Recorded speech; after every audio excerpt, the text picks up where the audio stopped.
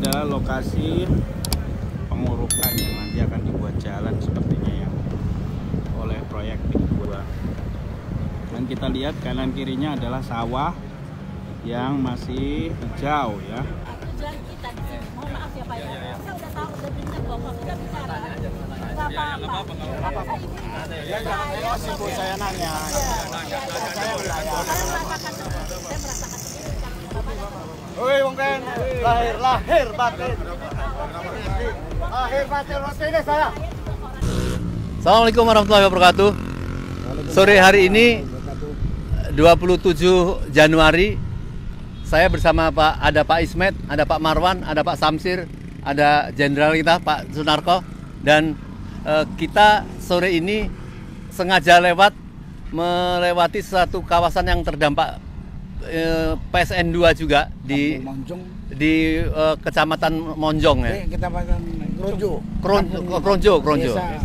Desa Monjong. Ini masih kelihatan sekali nih satu kawasan sebelah kiri kanan sawah yang nampaknya di sebelah sana juga sudah ke laut.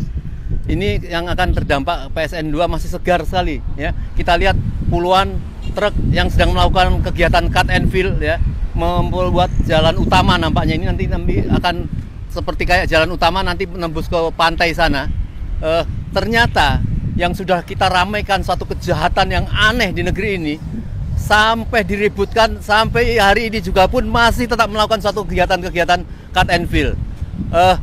Ini mumpung ada Bapak tokoh ini, saya minta komentarnya sedikit-sedikit. Bagaimana nih, nampaknya sudah diramaikan di DPR, di masyarakat, tetapi tidak berhenti juga. Gimana komentar Pak Sunarko? Assalamualaikum warahmatullahi wabarakatuh. Waalaikumsalam warahmatullahi wabarakatuh. Kami saat ini berada di Desa Monjong, Kecamatan Kronjo, di pinggir jalan raya. Hari ini 27 Januari 2005 masih terlihat alat-alat berat mereka, baik dump truck maupun beko maupun bulldozer. Ini tadinya adalah sawah subur, sawah produktif yang diuruk menuju ke laut, yang tujuannya adalah untuk jalan angkut material menguruk laut yang sudah dipagari bambu, yang sekarang sudah mulai dibongkar. Yang jelas ini adalah jalan yang dibuat dengan memakan sawah produktif yang akan digunakan mereka mengangkut material, terutama tanah dan batu, untuk menguruk pantai dan menghabiskan laut. Dipakai untuk ini, untuk jalan masuknya nelayan. Jadi kalau bapak-bapak yang ada di pemerintahan masih bilang sulit nyari bukti, ya orang di sini terlihat terpampang alat-alat kerjanya, cuman orangnya nggak tahu udah kemana gitu. Nah, itulah yang bisa saya sampaikan pada kesempatan ini. Terima kasih. Silakan Pak Om Lim. Ya, jadi sekali lagi kita tegaskan. Jadi patut mungkin sementara ini kita dorong ya, kita dukung kalau Presiden konsisten mengatakan bongkar usut. Jadi terpentingnya adalah pengusutannya. Jangan sampai kita sudah mendapatkan barang bukti merupakan patok laut, patok pagar pantai dan lain-lainnya, tetapi tidak menemukan pelakunya. Ya. Di dalam Islam itu supaya terhenti, itu harus memang dipotong tangan, dipotong leher orang yang sudah keterlaluan ini. Jadi barang bukti sudah cukup. Saya kira sudah cukup untuk negara untuk melakukan atau rakyat untuk melakukan satu punishment terhadap kejahatan-kejahatan ini. Mungkin dari saudara Pak Anu dulu. Pak Marwan. Pak Marwan dulu. Okay. Ya, baik Om Lim, bismillahirrahmanirrahim. Lokasi ini di Desa Monjong, Kecamatan Kronjo, dengan Kabupaten Tangerang, dengan latar belakang seperti ini, ada bukti pengurukan, ada truk pengangkut, ada beko dan sebagainya. Ini membuktikan bahwa kegiatan di darat oleh pemilik proyek PSN PIK 2 itu masih berlangsung. Jadi bukti ini tidak terbantahkan. Kegiatan mereka masih terus berlangsung, terlepas bahwa kita digiring untuk mengikuti pencabutan pagar laut yang panjangnya 30,16 km itu. Ya, di laut oke, sudah ada rencana perbaikan, tapi di darat itu kegiatan masih terus berlangsung. Beberapa hari yang lalu teman kita itu mewawancarai, misalnya ada 4 orang yang memang masih mengalami ganti ruginya tidak jelas, disuruh pindah, diancam. Ini masih terjadi di darat, di lapangan. Jadi karena itu, pertama kita menghimbau, meminta atau menuntut kepada yang namanya Presiden Prabowo, janganlah bermain-main dengan penyelesaian masalah kejahatan terhadap negara ini dan penindasan terhadap rakyat ini. Yang kedua, kita juga meminta DPR jangan cuma menggiring rakyat rame-rame memperhatikan masalah pencabutan pagar, ya. Dan saya kira itu memang perlu, tapi tolong yang di sini lebih parah. Anda ngapain aja gitu, ya. Jadi karena itu kita pertama ke Pak Prabowo buktikan bahwa Anda Presiden Panglima tertinggi di Indonesia. Anda adalah yang memegang kekuasaan mandat rakyat, hasil pilpres. Rakyat sekarang sedang terzolimi, ditindas oleh penguasa Big 2 terutama Agwan dan Antoni Salim yang memang dulu di backup oleh Joko Widodo. Ini Anda harus melakukan sesuatu untuk menolong rakyat dan memulihkan ya martabat negara ini. Kemudian kepada DPR juga sama, kita tuntut untuk segera bentuk pansus PSN PIK 2. Ini sangat mendesak. Jangan malah Anda ketakutan, karena saya mendapat informasi ini yang ada di Kim Plus itu sudah diperingatkan untuk tidak lagi banyak bicara tentang PSN PIK 2. Nah, Anda mau tunduk kepada siapa? Mau menyampaikan aspirasi siapa? Rakyat atau Agwan? Ya, jangan sampai itu terjadi. Nah, karena itu dengan menunjukkan fakta di lapangan ini, sekali lagi Pak Prabowo, DPR dan siapapun yang concern dengan nasib bangsa ini ke depan, daulat rakyat dan juga bagaimana supaya rakyat itu hidup layak, maka mari lakukan hal yang seharusnya Anda lakukan sebagai fungsi, apakah itu eksekutif maupun yudikatif atau legislatif atau yudikatif. Saya kira itu mungkin. Terima kasih. Terima kasih Pak Marwan. Mungkin saya tambahkan, inilah lahan rakyat yang dibeli paksa dengan dalih ini masuk proyek strategis nasional. Yang harga tanahnya di sini seharusnya di atas 300.000 per meter, dia beli dengan harga 50.000 meter. Alasannya ini masuk proyek strategis nasional. Itulah penipuan publik, penipuan kepada rakyat, dan penipuan pada kita seluruh rakyat Indonesia. Ini tidak masuk bagian dari PSN. Biar bapak-bapak, ibu sekalian tahu begitu biadab dan liciknya mereka mengambil tanah rakyat. Sekian Om Lim. Ya, baik. Jadi jelas saya tambahkan sedikit dan garis bawah dari Pak Narko dan Pak Marwan tadi bahwa kita ini sekarang ini berada di hari yang cerah. Kita lihat kiri kanan belakang sawah, tidak ada orang bekerja. Bagaimana mau bekerja? Sudah alat-alat berat untuk melakukan cut and fill yang belum jelas bagaimana penyelesaian. Sudah ditegaskan oleh Menteri Menko Perekonomian Hartarto. Dia akhirnya melakukan seakan-akan angkat tangan bahwa dia ini bukan termasuk dalam PSN, ya.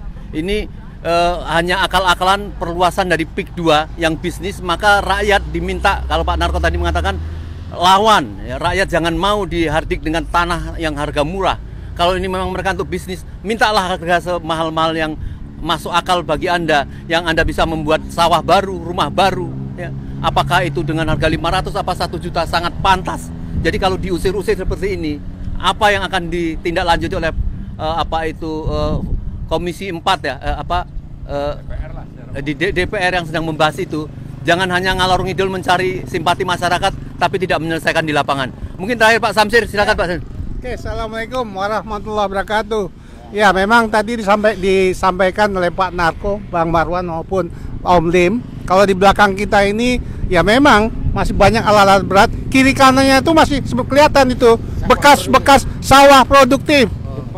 Depan apalagi masih ada sawah yang sangat luar biasa produktifnya. Ini yang digusur, ini yang memang dirampas. Kalau tadi udah disampaikan PSN PIK 2 itu, PSN PIK 2 itu yang ada sebenarnya di Kosambi maupun Teluk Naga. Ini sudah lebih kurang 30-40 kilometer dari sini. Terjadilah penggelapan hukum di sini. Yang masyarakat yang memiliki hak terhadap lahannya ini hanya dibayar, dirampas haknya dengan memberikan ganti rugi sebesar 35.000 sampai 50.000. Sedangkan per meter persegi. Sedangkan kalau dia menghasilkan setahun 2 kali panen, itu jauh lebih besar dari itu. Dan tentunya kita yang sibuk-sibuk mikirkan impor beras, kalau sebenarnya lahan-lahan produktif ini kita manfaatkan dengan sebesar-besarnya, tentunya hal seperti itu ya tidak akan terjadi di negara kita ini. Jadi agar pemerintah cabut PSN PIK 2, usut semua yang terlibat dalam perampasan hak ini. Karena mereka betul-betul menggelapkan hukum yang diberi hak PSN 1755 yang ada di Kosambi maupun Teluk Naga. Ini udah jauh sekali. Mereka udah memasang itu.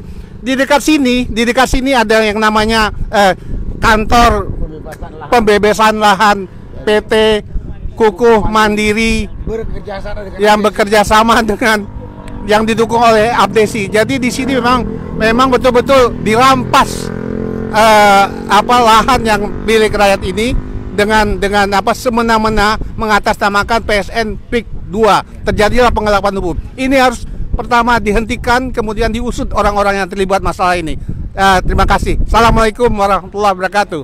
Saudara, Pak Samsir ini bukan ngomong sembarang ya. Beliau ini adalah penasehat hukum, pengacara dari rakyat, mendampingi dari Pak Said Didu, mendampingi masyarakat. Apa yang dikatakan ini betul. Ini adalah fakta penjajahan murni ya. Dulu Belanda berdarah-darah untuk menjajah Indonesia. Sekarang para pengkhianat mengambil tanah lahan rakyat, tanah pemerintah dengan menginjak-injak, dengan mengatur, menyogok para penguasa. Seperti dikatakan tadi, ada kantor Abdesi di sini, yang itu entah kantor calo atau kantor pembebasan, kita nggak mengerti. Jelas kantor pembebasan lahan ada. Proyek Pantai Indah Kapuk 2 ya, didukung oleh Abdesi. Jadi di sini aparat desa mendukung, sehingga masyarakat yang ada di sini ya merasa ini adalah bagian dari pemerintah. Sedangkan di wilayah ini bukan termasuk wilayah PSN PIK 2 yang jauh ada di sana. Jadi penggelapan hukum.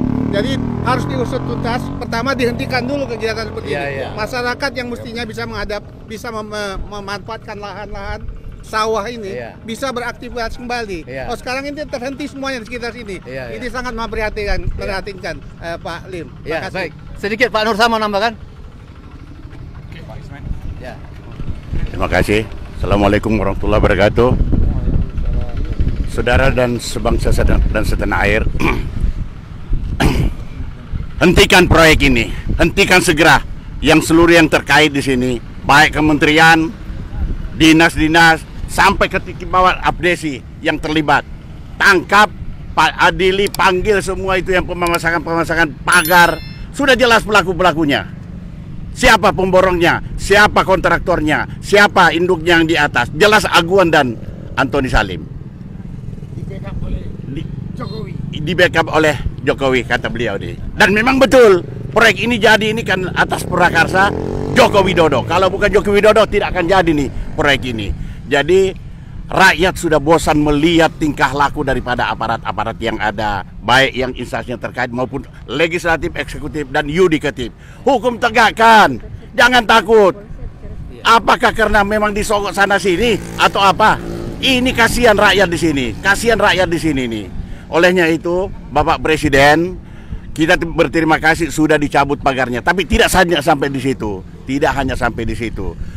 Lakukan pengusutan, periksa mereka-mereka orang-orang yang terlibat di dalam situ. Itu sudah Sudah tidak ada jalan lain. Kalau tidak, ini nanti akan kembali kepada Bapak Presiden nanti yang pengambil kebijakan. Rakyat nanti akan berbalik kepada Bapak Presiden, menagih, mana, tuntaskan, tapi tidak dilakukan. Saya kira demikian. Wassalamualaikum warahmatullahi wabarakatuh. Saudara pejuang, ada ibu-ibu yang selalu resah juga terlibat di dalam protes-protes terhadap kelakuan para konglomerat jahat ya. Kalau Pak Narko mengatakan udah konglomerat penipu, pembohong, buta tuli dan sebagainya. Ada Dr. Julia, mungkin sedikit mau komentar sedikit dalam ini ya. Assalamualaikum warahmatullahi wabarakatuh. Saya Dr. Julia. Saya jalan tadi, saudara-saudaraku, bangsa Indonesia, dari sana sampai ke tempat sini, saya melihat rakyat itu tidak bermasalah. Rakyat itu tidak ada keinginan, tidak ada problem dengan rumahnya. Kenapa mereka harus diusir oleh Aguan? Sementara Aguan tidak bisa menjanjikan rumah bagi mereka, pengganti rumahnya dia. Mereka itu tolong dilihat berapa ratus ribu atau mungkin jutaan, berapa desa-desa itu paling tidak ratusan ribu harus mencari rumah pengganti yang sekarang itu mahal. Dan sekarang dengan pembayaran seperti itu, kan 500.000 Pak Salim, belum tentu bisa mereka membuat rumah kembali. Mereka tenang dalam rumahnya, tidak bermasalah. Itu rumah keturunannya, leluhurnya. Saya minta Pak Prabowo, saya minta Wakil Rakyat Ibu Titi Soeharto, turunlah ke lapangan. Lihat rakyat-rakyat Bu Titi, lihat rakyat-rakyat Pak Prabowo yang hidup tenang sebelum diganggu oleh Aguan dengan oligarki hitamnya. Tidak boleh, saya katakan, tidak boleh ada yang keluar dari rumahnya ini. Kalau tidak, kami akan melawan. Mereka sudah tenang, gak ada masalah di sini. Mereka hidup tenang dengan keluarganya, dengan tanah leluhurnya. Lihat ke sini, turun ke sini, rakyat turun ke sini, Pak Prabowo turun ke sini, Pak Ibu Titi Soeharto, mohon turun ke sini. Terima kasih. Wassalamualaikum warahmatullahi wabarakatuh. Terima kasih Bu Juli. Kalau dia mau menyibukkan, dia banyak menangani pasien-pasien, tapi begitu pedulinya terhadap persoalan ya, bangsa dan rakyat yang sedang diancam oleh kerakusan para pengusaha. Pak Ismet, silakan. Bismillahirrahmanirrahim. Assalamualaikum warahmatullahi wabarakatuh. Pada kesempatan kali ini saya hanya ingin menegaskan kembali bahwa sering disebut bahwa negara ini adalah negara hukum, bukan negara kekuasaan. Maka sebagai seorang presiden, Prabowo, Anda memiliki kewajiban untuk membuktikan bahwa negara yang sedang Anda pimpin ini adalah negara hukum, bukan negara kekuasaan. Ini sudah terlihat bagaimana kesewenangan, keserakahan, dan keangkuhan, ya, kejahatan luar biasa yang dilakukan oleh PIK 2, oleh Aguan CS untuk merampas tanah-tanah rakyat. Maka harus segera ditegakkan hukum itu, ya. Hentikan secara total proyek PIK 2 dan batalkan semua PSN di seluruh Indonesia. Demikian, billahi taufiq wal hidayah. Assalamualaikum warahmatullahi wabarakatuh. Ya. Baik, silakan terakhir Pak Ude, mau komentar Pak Ude. Oh iya. Ya. Terima kasih. Assalamualaikum warahmatullahi wabarakatuh. Saya tidak panjang-panjang. Pertama, mengucapkan terima kasih kepada Bapak Prabowo dan jajaran TNI yang telah mencabut pagar laut dan warga Kronjo serta masyarakat Banten pada umumnya. Mohon dengan hormat kepada Bapak Presiden dan Ibu Titi, jangan hanya seputar pagar laut. Pengurukan pelaksanaan pekerjaan proyek yang masih berjalan juga harus di stop dan usut tuntas dari atas sampai ke bawah yang terlibat. Mohon kepada warga Banten semua juga jangan takut untuk diintimidasi. Kita bersama-sama menjaga kesatuan dan tanah Banten. Kita jaga pesisir kita supaya kita di hari libur bisa berpesiar ke pantai Banten Utara yang ada di Tangerang atau Banten Selatan. Terima kasih. Wassalamualaikum warahmatullahi wabarakatuh. Waalaikumsalam. Saudara, kita belum menyelesaikan satu persoalan ya, bangsa Indonesia, rakyat Indonesia punya PR. Jadi wajar saja apabila rakyat menghendaki dituntut para pelakunya. Walaupun barang bukti nanti sudah dicabutin, ini sudah dipulihkan, tapi namanya orang jahat, dia pasti akan terus melakukan kejahatannya. Oleh karena itu kita mendorong untuk supaya Bapak Presiden Prabowo melakukan tindakan hukum atau punishment atau penggantian apapun yang harus dia lakukan untuk kelakuan yang telah merugikan rakyat. Insya Allah kita akan tetap berjalan, akan kita tunjukkan bukti-bukti. Dan jangan lupa rakyat Banten ingin tetap turun untuk menunjukkan protes-protes mereka agar Prabowo segera menyelesaikan persoalan ini. Tanggal 1 bulan Maret ya. 1 Februari ya, 4 hari lagi rakyat Banten ingin melakukan satu aksi bersama. Semoga kita semua menyertainya, membersamainya untuk menuntaskan persoalan ini. Sekian, Assalamualaikum warahmatullahi wabarakatuh.